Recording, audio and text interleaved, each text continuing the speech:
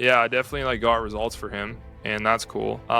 When people ask me like, where do I find a Sam? I'm like, you probably have to go find him at some other company that he's already working at, because a Sam wouldn't be just sitting on a job application software and trying to find a job. He's well employed and getting results. The truth is Dan didn't find a Sam, he built a Sam, right? I've been working with him 7 years, so he's been pouring into me, right?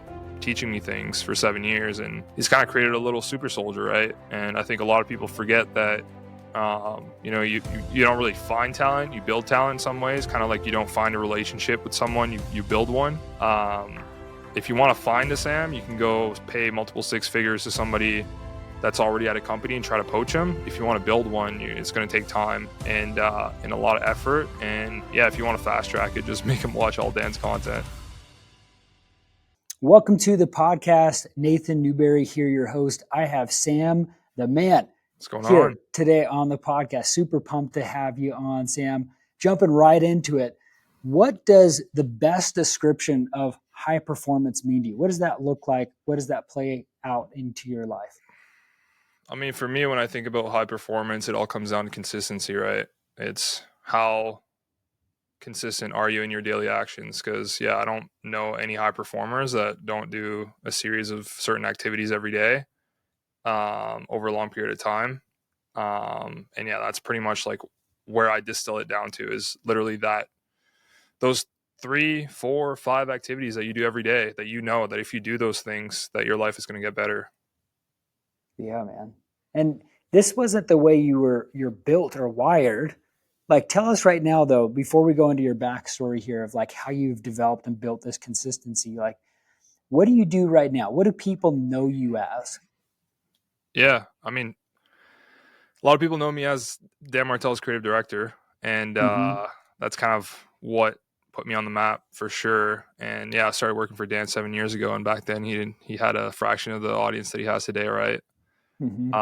And I helped him build that in the background. But I think it's kind of a Trojan horse, right? Where on the front, Dan looks like a successful businessman and successful family man, and obviously he has his fitness together. But I think the underlying message, or Trojan horse, if you would say, of his whole movement is personal development and mindset development, which is what you talk about on this pod, right? High performance habits. Yeah. And yeah, I think working with Dan 100% molded me into the person I am today. I wouldn't be who I am today if it wasn't for working closely with him for 7 years. And yeah, I believe that all that growth that happened in the last 18 months, of us going essentially from unknown to known around the world, came on the back end of us having those high performance habits, right? Mm-hmm. Those are key things, man. I mean, you're a young guy. You got a beard, but like Yeah. you're like 20 something, like early 20s, right? Yes, sir. Like, Yeah. 23. dude, in 23, I had no idea who I was or what I was about. The fact Yeah. that Same you here. have this understanding about some of this stuff is phenomenal. Like, where did this all begin, though? Like, what sparked this entrepreneurship journey? Because you're Yeah. an entrepreneur within Dan's company. Like, you're an 100%. entrepreneur, like Patrick David says. Yeah. And 100%. Yeah. I mean, I always joke with people, Dan ruined me for life. Like, I would not work for another entrepreneur, because I know that he gives me a lot of freedom that other yeah, people won't give me, right? mm-hmm. But it all like, people look at me now, they're like, you're 23, I got to catch up, because I talk to a lot of people that are in their early 20s, and what they don't understand is I started young, right? I, I I'm like, I'm an old soul. People joke that I act 30, and yeah, it's just because I started young. I give a lot of credit to my dad. My dad was a obviously successful entrepreneur in the insurance space, and he exposed me to a lot of people, environments, seminars, events. Like, I was 14 years old going to business seminars, right? Yeah. Where my classmates were, going out drinking on weekends, right? I was out in a theater with my dad, and that really sparked the curiosity in my soul, right? Where Mm-hmm. I saw these people doing great, and I wanted to get involved, and that's what propelled me to kind of chase this entrepreneurial journey, and then landed me on Dan's team. Was SaaS near the the SAS Academy, was that headquarters around your house? How in the world did you even find that in the first place? Yeah, funny enough, like Dan's from a small town on the east coast of Canada, and so am I. So it was hilarious that we lived in the same city because he just moved back from San Francisco because he wanted to raise his kids in somewhere like less busy, and he came back to his hometown. And I grew up in that hometown. I grew up in the village outside of that town. Hmm. Uh, 4,000 people, no stoplights, one store, and somehow, some way, through a couple people that knew my dad, I ended up working for his videographer at the time, and really grew like under his company. And then yeah, when SAS Academy was created, I think in early 2016 or 2017, that's when I came on and applied for the job, did the whole thing, test project, everything he talks about is in his book, and came on as his videographer, and that was the start of all of it, right? Hmm. But you had a knack for film, or did you kind of just get pushed into that? Like, where was that creative eye forged? Yeah, yeah, it's cool because I always thought I was going to be an insurance person like my dad. Like I never thought I was going to be a creative. Um, I read a bunch of books on finance when I was younger, and I was just Hmm. really like I was going to do the path like university, go in finance, get investment banking or insurance, and that's when I started snowboarding a lot and started messing around with GoPros and started editing, short videos, and that's where I fell in love with filmmaking and telling stories visually. Hmm. And I realized that I could make money doing it. I remember the first time that I ever made money with video was when my dad introduced me to one of his friends that needed a 60-second video, and I remember I charged him $100 cash, and he gave me that $100, and I made that video, and I was like, that's the easiest money I've ever made.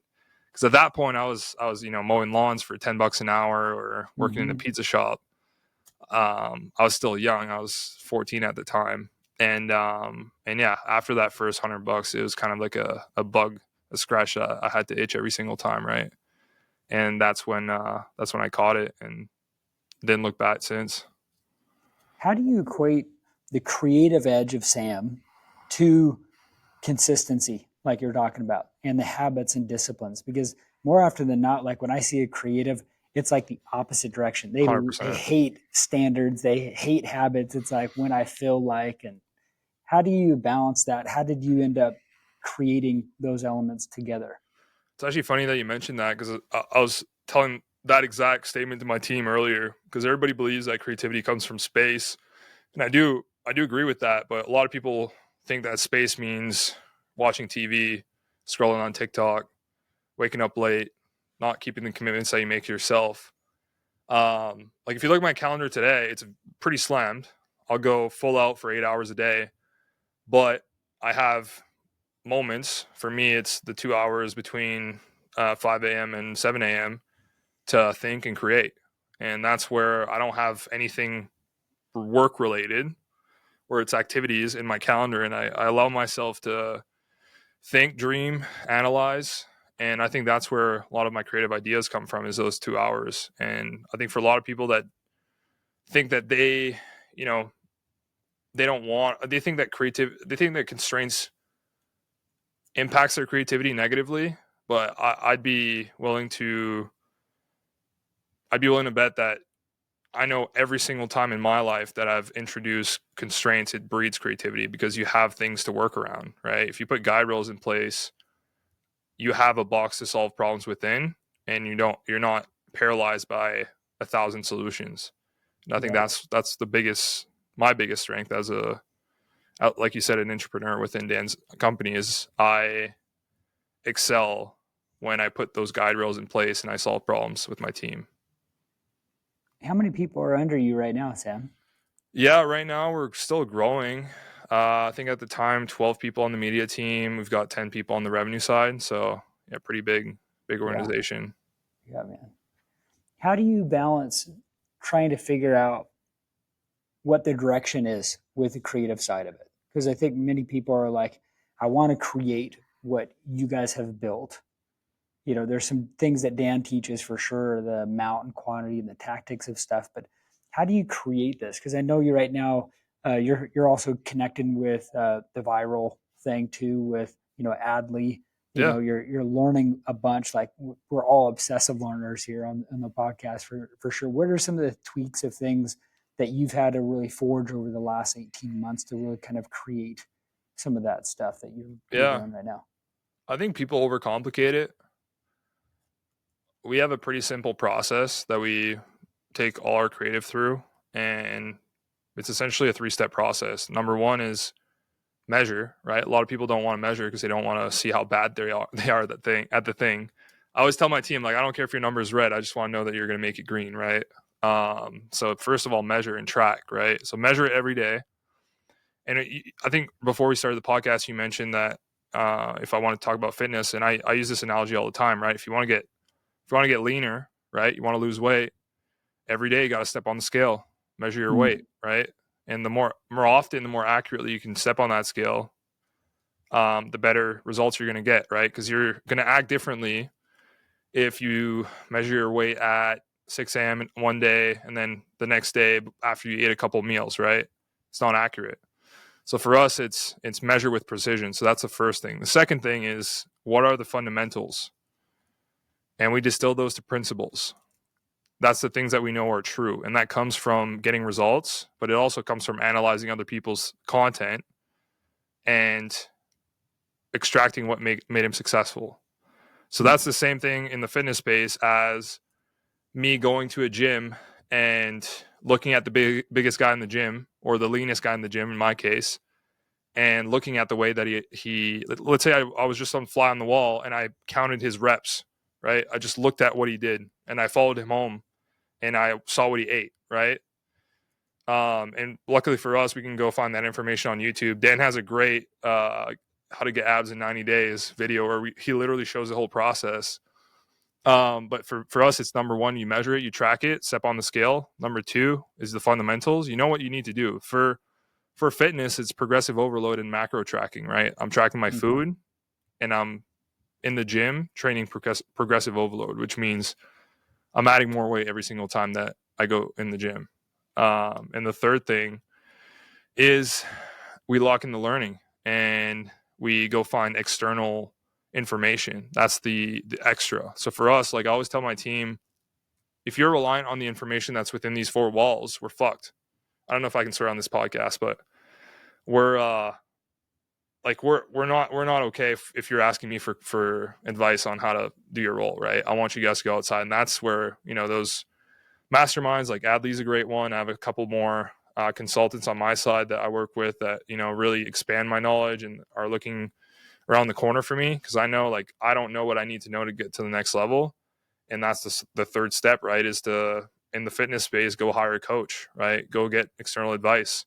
Go find somebody that's been there, that's done that, and don't just watch a YouTube video on it, right? You can learn, sure, you can get all the information that you need, but what I know is that you won't take action if you're not held accountable, right? And for me, those external people are the people that take me from being average to somebody who shows up every day. 100%. But tell me about like the platform diversity. So I'll give you an instance of what I've been studying lately. Tell me what your thoughts are. I researched today, John Maxwell, who's known for leadership, he started writing books like in the 70s. But if you average out how many books he writes a year, is around 3 to 4 books a year. Yeah. And then you go, it's wild. Like the volume that it takes to just master is incredible. And then you start looking at like Patrick Bet-David and his podcast and the Valuetainment. He's putting out 7 reels a day. Insane. On different stuff. Like in just one platform, 7 videos a day, like 15 to 20 minutes. And then like cross multiple platforms. There's just like, it's mass volume than the 1 or 2 reels and doing stories. Yeah. Like, and I always thought the algorithm suppresses some of this stuff, and maybe it's just wide open, and maybe it's select. I mean, maybe there's beta stuff like this. But talk to me about like getting better in volume versus also just going balls to the wall and just like going just as much and as deep and wide as you possibly can. Yeah, I think it's and not or, right? I think a lot of people think that they're either doing volume or quality, but I always argue that you can do both. So for Mm-hmm. us, it all starts with let's figure out how we can make a YouTube video a month, right? One YouTube video a month, and that's where we started. And after a couple months of that, you're like, can we go to two?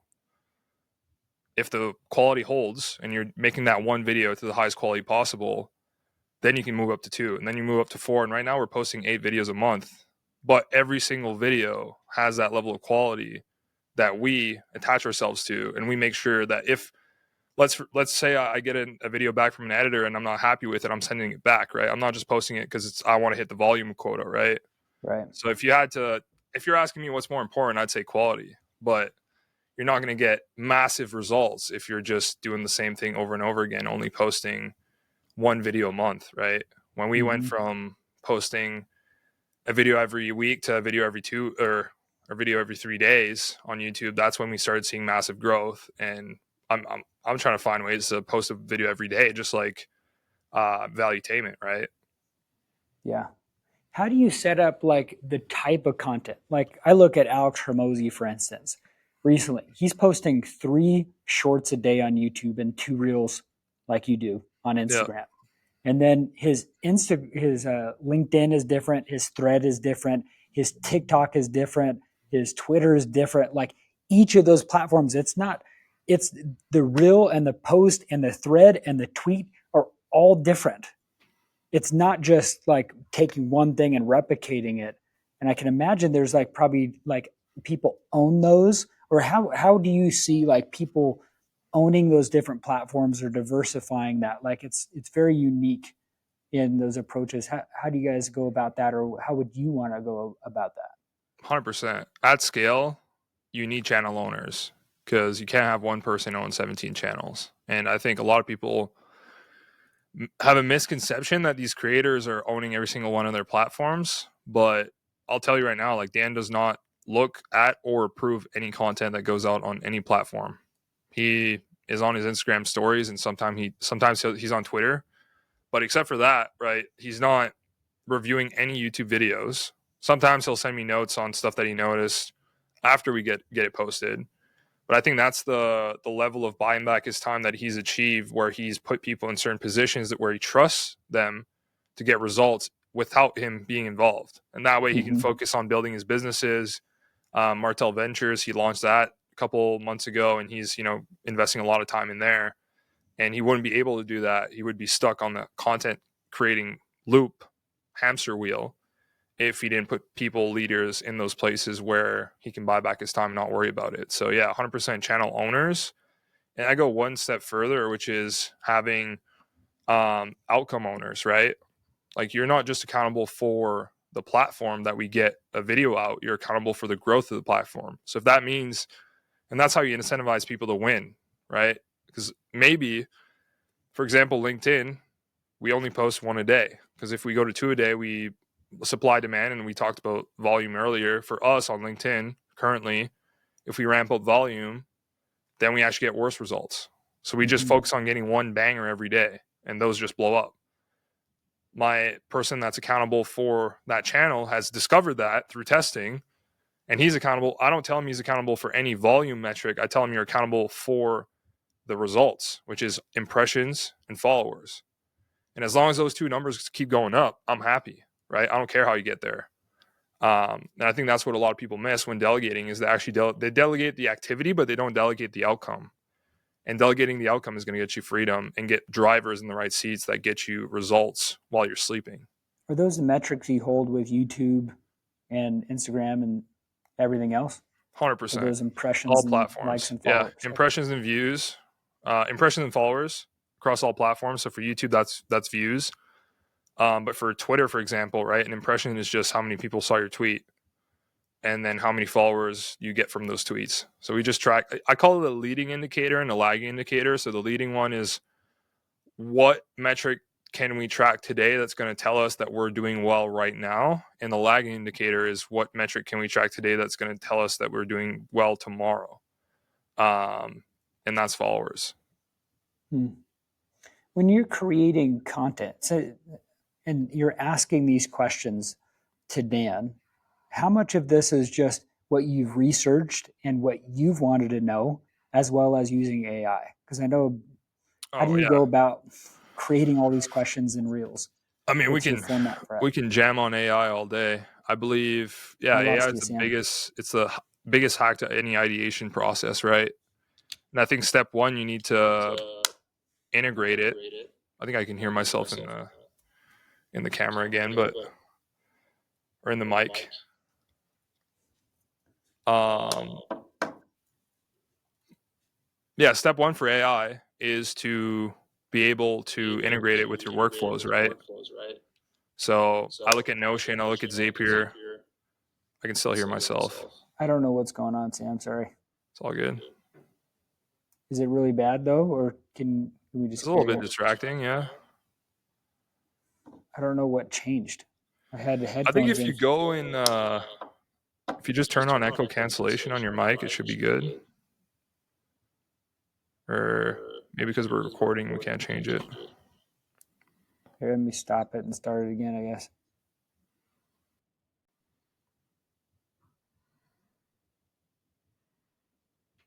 Okay, how about now? I think we're good. Yeah. Can you hear me? Yep, I can hear Good you. to go. Let me ask you that question again. Yes, sir. So, how much of the content when you're creating is you wanting to know some different stuff, something that you found that would be a really good question, or even just asking AI some different Yeah. things of like good questions to create helpful content for Dan? Yeah. I think the biggest thing with AI, because it's a huge opportunity, I can sit here and talk about it all day, Yeah. is to actually integrate it in your workflows. Because if you're not using ChatGPT on a daily basis in your ideation process, you're missing out. And I'm not like, I never, like, it'll never create the final product. But if you can ask it, what's 100 questions that you think somebody that's interested in growing their business would ask a professional business coach that has X amount of years under his belt, that is an expert in time management and delegation, and you take those 100 questions and you distill them to the 5 that are actually good, then that's a really great place to start. So for us, like, we have a ever evolving, we call it a short form ideation board, where people can drop their ideas, because I do reward people that think creatively. That said, the person that's accountable for writing those questions and putting them in production is 100% using GPT to create those ideations. So that's not even you. You had someone on your team creating some Yeah, of that. yeah. We have a script writer, and then we have somebody that's accountable for what we call idea generation, right? The creative input. And then I remember Dan talking about this, but there's hooks at the very beginning. There's Yeah, questions asked. How many of those reiterations do you guys ask for one question? yeah. I mean, usually we have one, what we call a core question, and I think what would really help your audience here is our framework for good content, right? We believe good content has 3 parts to it. And this, we could distill this to, a short form piece of content, LinkedIn posts, an email newsletter, and even just a long form YouTube. And you extract this the way you want. But essentially, the first part is there's a problem, right? A core problem that you're trying to solve. And that core problem could be, let's say it's, I don't know how to delegate things to get results from my team. And then the second part is a story, right? And that story could be a personal story, could be a story about a client, could be a story about somebody famous that figured this out. But essentially, it needs to be something that you can tell that's going to be the handle for people to understand what you're saying. Because I believe the story is the glue to any question. Let's say I have a really hard time delegating my outcomes to my team. I first learned this when I was building out my first creative agency, and I hired my first editor, and I just gave him a task every day, and he came back with the final result, and I had to keep giving him shit every day until the end of time, because I didn't know how to delegate outcomes. I just delegated activities, right? And then this is where the third part comes in. So you have the problem, the story. And then the third part is the teach, which is where you actually teach people how to overcome the problem. So for this specific piece of content, it would be that's where I got introduced to the framework called transformational leadership, which is opposite to transactional leadership in Dan's book, right? Where it's the transactional leadership is tell, check, next. And you just basically tell them what to do. You check that it got it done, and then you tell them what to do next. But instead, with transformational leadership, you lead with an outcome, number one, and then you measure. You give them a measurement, you give them the metric that you're going to track to measure if they're successful or not. And then third is you coach them up. If they're failing, if they're off track, you decide to step in and help them overcome that. And that's essentially the problem story teach framework applied in creating business content. And as long as your content has those three pieces, you'll create content for the rest of eternity and get results. I think a lot of people create content that has a problem, maybe doesn't have a teach, doesn't have a story. Sometimes it has a story. There's no clear problem. Like, the only content that performs the best on all platforms has all three. And I think if people get away from that, then they'll realize that their content's not performing. But if they stay close to it, then I've seen it change thousands and thousands of accounts. Now, many of my students and also people that you probably know of, they're always asking, how do we get connected with an amazing Sam on their team? Yeah. I mean, I think it's hard. Dan thinks I'm pretty cool. I don't think I'm that cool, but yeah, I definitely like got results for him, and that's cool. When people ask me like, where do I find a Sam? I'm like, you probably have to go find him at some other company that he's already working at, because a Sam wouldn't be just sitting on a job application software and trying to find a job. He's well employed and getting results. The truth is Dan didn't find a Sam. He built a Sam, right? I've been working with him 7 years, so he's been pouring into me, right? Teaching me things for 7 years, and he's kind of created a little super soldier, right? And I think a lot of people forget that, you don't really find talent, you build talent in some ways, kind of like you don't find a relationship with someone, you build one. If you want to find a Sam, you can go pay multiple six figures to somebody that's already at a company and try to poach them. If you want to build one, it's going to take time and a lot of effort. And yeah, if you want to fast track it, just make them watch all Dan's content. Yeah. Well, let's go back to, so you're a hustler, you work really hard, you're an entrepreneur at Dan's, but you're also a fitness guy. You're jacked. And Yeah, I that like the didn't gym. that didn't always that you weren't always that way. Were No, you? sir. Like what's that look like? Are you working with Alan, Dan's trainer too, or is this all forged from your education and knowledge? Yeah. I mean, I always joke that I got fit before Dan. But yeah, I mean, I've always been You into it. inspired Dan. Yeah, exactly. He'll say this to you. But yeah, I mean, I really started taking fitness seriously in 2020 when COVID hit. And yeah, I essentially just controlled the controllables, and I was, stuck inside working all day, and the gym closed, and I kind of built a gym inside my parents' basement, and then decided to go pro, which is decide to, track your macros, do progressive overload training. And I think it's not a lot of changes. It's just a few changes that get big results. And yeah, ever since then, like, I've went to the gym at least 6 days a week. Been pretty consistent, never miss. And yeah, I get results, like, and hopefully it inspires other people around me, right? Because that's the only reason I do it. I mean, it's fun to be in shape, and I do it for my health, but the only reason I post about it on social media is to get those messages from the 17, 16-year-old kids that are aspiring to one day, you know what I mean, like, have achieved that. And I think that's the coolest part, is being able to kind of send the elevator back down and inspire those people. What are some principles that you hold, some habits that you've had to forge and build within your stuff? What are some of those things that you've had to tweak and reiterate and adjust in your life? I mean, I'll give you the most important one, and then it may be a few others after that. The number one habit that I changed that completely transformed my life from not being able to get anything done to being an extremely high performer was wake up early. I wake up at 5 a.m. every single day, weekends, week outs. Like, I don't miss. And I think if somebody can just do that and not do anything else, they'll be ahead of 99% of people. Because I know people that wake up early 5 days a week and then sleep in on weekends. But that's not how you build the habit.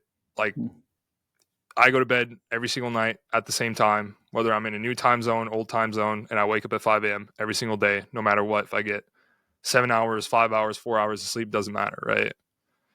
And that's the mental game, right? Is being able to keep that singular habit in place. And for me, that's the North Star, right? That's the one thing that I can control every day, that I know if I do that, the rest of the day is going to be good.